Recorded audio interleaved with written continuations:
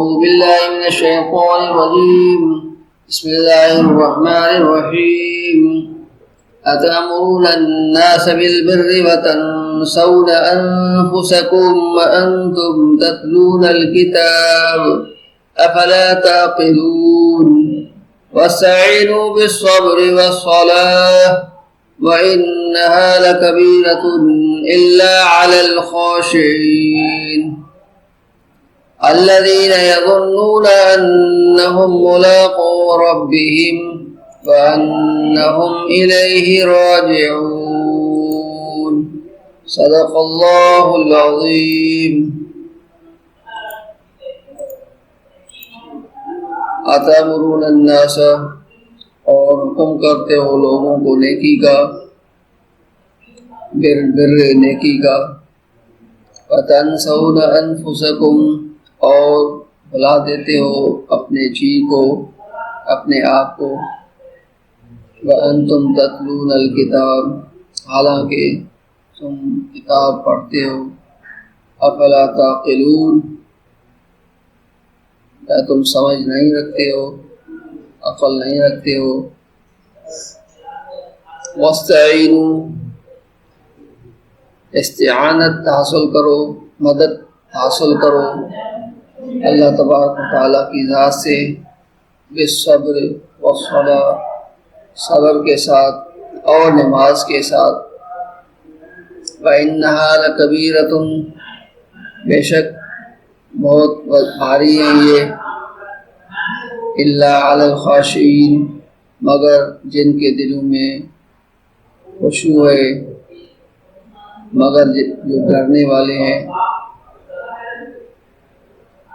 الذین، یہ وہ لوگ ہیں، یظنون، جو اس بات کا دھیان رکھتے ہیں، گمان رکھتے ہیں، انہم ملاقو ربہم، بے شک وہ لوگ ملنے والے ہیں اپنے رب سے، وَأَنَّهُمْ إِلَيْهِ، اور بے شک اسی کی طرف راجعون، لوٹنے والے ہیں.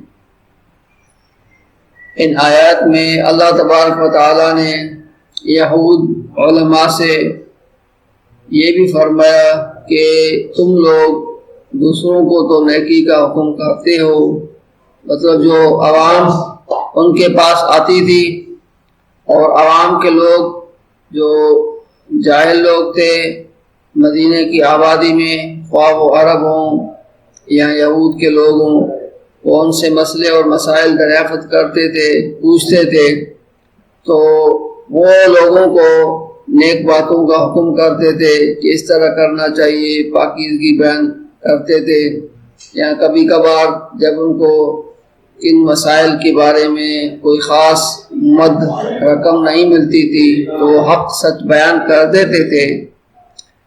تو اللہ تبارک و تعالیٰ نے فرمایا تم لوگ دوسروں کو تو حق بتاتے ہو، حق کی باتیں سمجھاتے ہو، وَتَنْسَوْنَ أَنفُسَكُمْ، اور اپنے کو بھول جاتے ہو. اپنے نفس کا بھی حق ہے کہ اس کو بھی حق بات پر آپ آمادہ کرو، نیک کاموں کے لیے آمادہ کرو. صرف دوسروں کو بتلانے کے لیے علم نہیں ہے، اپنے عمل کے لیے بھی علم ہے کہ انسان سب سے پہلے اس علم پر عمل کرے اور پھر اس علم کو آگے دوسروں تک پہنچائے. اس طرح حدیث پاک میں آتا ہے کہ ایک علم انسان کے لیے حجت ہوتا ہے اور ایک انسان کے لیے حجت اور دلیل بن جاتا ہے. ایک علم انسان کو نجات دلاتا ہے اور ایک علم کے ذریعے انسان پکڑا جائے گا آخرت میں. تو اللہ تبارک و تعالیٰ نے یہود کی یہ حرکتیں بیان فرمائی، یہود کے علماء کی، کہ وہ اس طرح کیا کرتے تھے کہ دوسروں کو حکم کرتے تھے نیکی کا. وَأَنْتُمْ تَتْلُونَ الْكِتَابَ، حالانکہ وہ آسمانی الہامی کتاب پڑھتے تھے. ظاہر جو بھی لوگ ان سے مسائل دریافت کرتے تو وہ توریت سے یا آسمانی کتابوں سے ان کو پڑھ کر سناتے تھے. تو کچھ باتیں تو ان کو بتاتے تھے لیکن کچھ چھپاتے تھے. افلا تعقلون، حالانکہ وہ اتنی سمجھ رکھتے تھے، اللہ نے فرمایا کہ تم کیا اس کی سمجھ نہیں رکھتے ہو؟ جو بتلاتے ہو تو خود تو سمجھتے ہو کہ ہم کیا بتلا رہے ہیں، تو عمل سے وہ لوگ آری پھرے، صرف لوگوں کو بتلاتے ہوئے مسئلے مسائل، اور ان میں کچھ اپنی طرف سے مل ملا کے خوشنود بنا کے آگے بیان کر دیتے تھے، لیکن عمل نہیں کرتے۔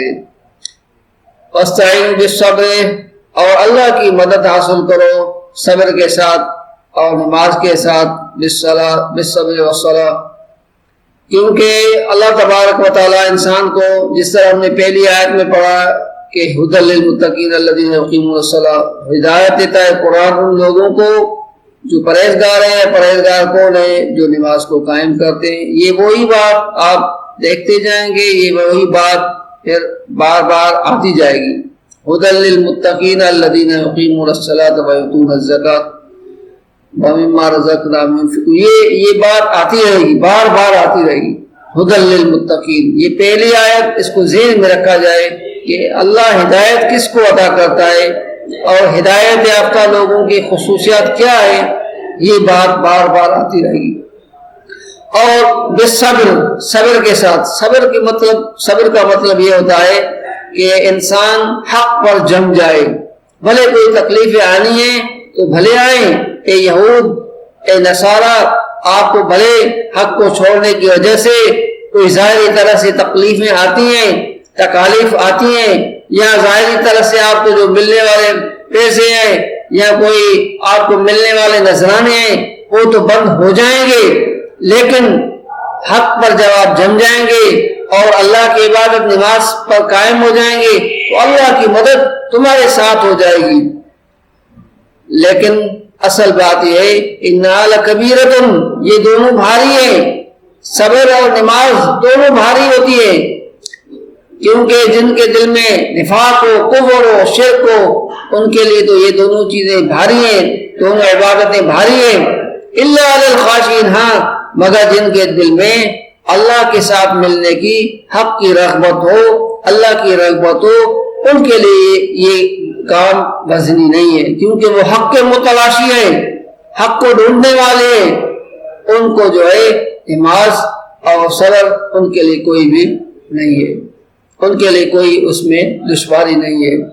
الذین، یہ کون لوگ ہیں؟ یظنون، جو اس کا گمان رکھتے ہیں، انہم ملاقو ربہم، بے شک وہ اپنے رب کے ساتھ ملیں گے، مطلب آخرت کا جن کے دل میں دھیان ہوگا اور جو آخرت کے حق کے متلاشی ہوں گے، تلاش کرنے والے ہوں گے، یہ وہ لوگ ہیں جو آخرت کے پیاسے ہیں، جنت کے طلبگار ہیں، اللہ کی رضا کے طلبگار ہیں۔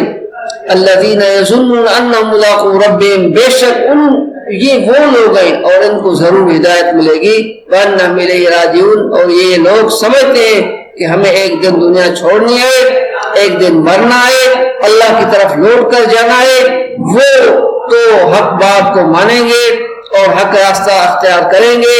باقی جن کے دلوں میں آخرت کا دھیان نہیں ہے اور آخرت کی جو ہے وہ رغبت نہیں ہے، وہ دنیا کے چند فوائد کی خاطر حق بات کو چھوڑ دیں گے اور چند ٹکوں کے عوض، فائدوں کے عوض اور چند باتوں کے لیے اپنی اتنی بڑی آخرت کا نقصان کر بیٹھیں گے۔ تو اللہ پاک نے فرمایا جن کے دلوں میں آخرت کا فکر ہوگا تو وہ لوگ پھر اللہ کے راستے پہ آئیں گے، اللہ کی عبادت کریں گے اور حق راستے پہ آ جائیں گے، باقی نہیں آ سکتے۔ وما علینا الا البلاغ المبین۔